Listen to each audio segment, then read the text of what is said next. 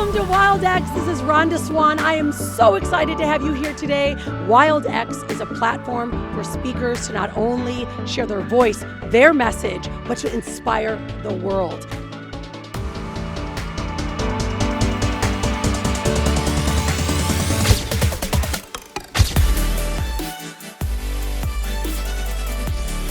She's a firecracker. She breaks the rules. She does her own thing. She was SBA Person of the Year. I want to just give it up for Alice Cow.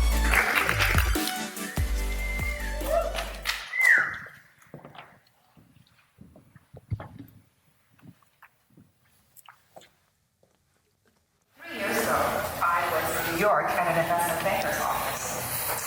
This is a very important meeting because I was trying to sell my business to private equity.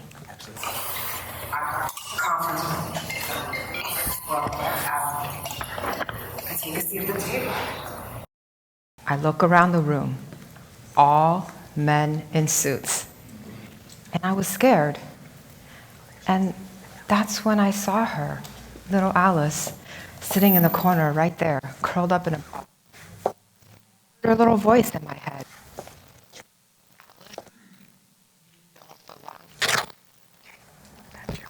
What's really wrong with you? Deep breath, and I look at the door, and I'm waiting for someone to come rescue me. I've been waiting since I was 3 years old. My father was 3 years old. He died. I just kind of remember that the adults in my life at the time told me that he didn't come home for a few days, and then he had died from a brain tumor. But what I do remember very clearly was the day that my mother left. I was at my grandmother's house in Taiwan, and my grandma had a big red door with thick bars. My little face through the red bars. And I watched as my mother walked out carrying 2 large suitcases. She just kept walking. She didn't turn around. After she left, I waited for her by the door. The next day, or the next day, next day, that's when I started hearing the little voices. Alice, something is wrong with you. Maybe if you were smarter, or prettier, or maybe if you were more obedient, she would come back. Did eventually come back. She came back several times, and she came and left during my childhood. But for the most part, my grandmother raised me. My mother also married, had a family, she had my brother. She moved away to be with her new family. When I was 14 years old, my mother picked me up from Taiwan, and she dropped me off in America. And yes, you heard right, she dropped me off in America. She rented an apartment, gave me money. And actually, to be fair, I had a guardian who lived down the street who would sign my permission. For the most part, at freshman in high school, I walked to school, cooked, and did my laundry and raised myself. Recently, my 12-year-old daughter told me that this is a phenomenon called the parachute kid because she saw a book on Amazon. The time before there was internet, so long-distance calling was $3 a minute. So I didn't talk to her on the phone very often. I didn't have a fax machine.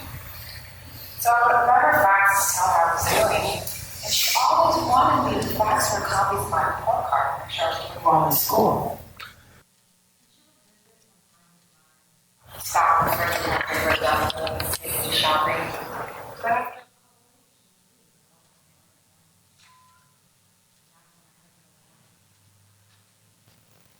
Alice.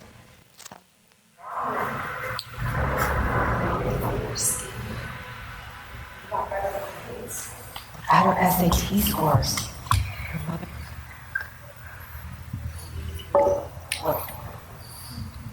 Boy, those little voices, they drove me to do some incredible things in life. I went to UCLA, I was an investment banker on Wall Street. I started my own rock climbing company with 2 employees. But no matter how much money I made, or how much weight I lost, the little voices were always there. And after hearing them for over a decade, I really started believing that they were true. So in my 30s, I time to throw some money out what exactly was wrong with me so that I could fix it and stop hearing these voices again. So I went to therapy and did a couple of personal development classes. And one day, one of my coaches suggested to me that I was thinking of a story, that I was abandoned because something was wrong with me. So I decided to call my mother and find out what actually happened. I picked up the phone and I called her. And I asked her if she remembers the day that she left when I was.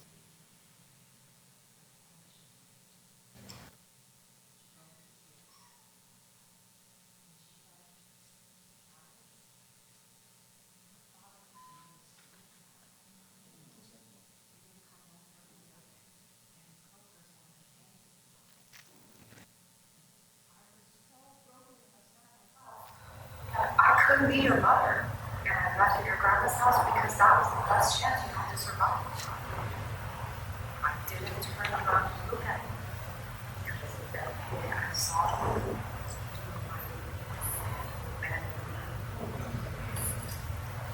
Alice, I'm no longer. Of course, I love you, but I'm also human, and I'm sorry. I cried for so long I couldn't speak. And when I finally caught my breath, I told her that I forgive her. This conversation with my mother, this happened over 10 years ago. And for the past 10 years, we fought really hard on our parent our relationship.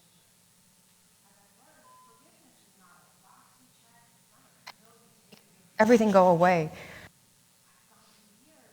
Angry at her and resentful for all the things she's done to me. I needed you. Why did you leave when I needed you the most? I realized that.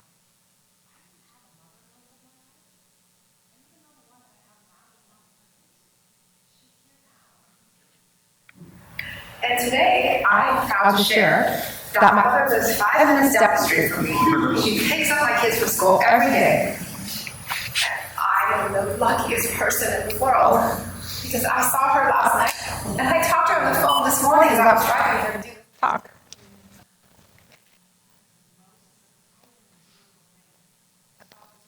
With my mother, I learned to love her.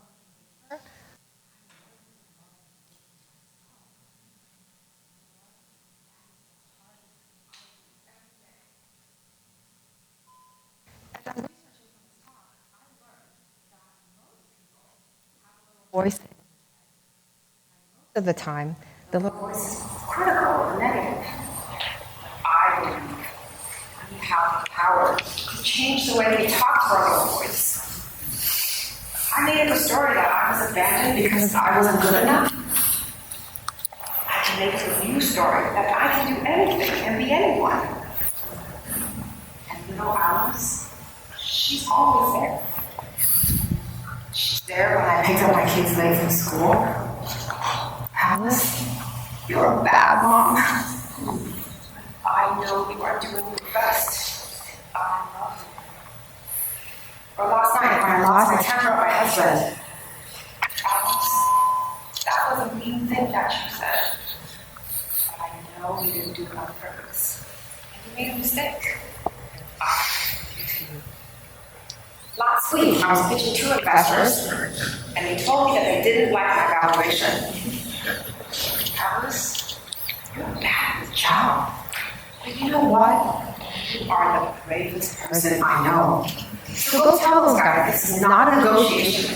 Take it or leave it.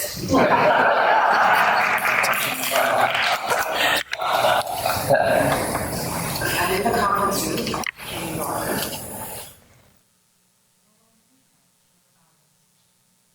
I go up to her, I take her hand, and I bring her to sit at the table next to me. We look around at men in suits, and we tell them that we've changed our minds because we're no longer interested in selling our company. And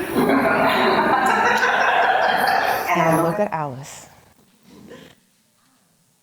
Look at who we've become.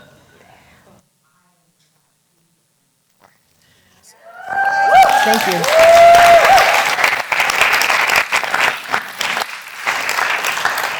Thank you for listening to my story.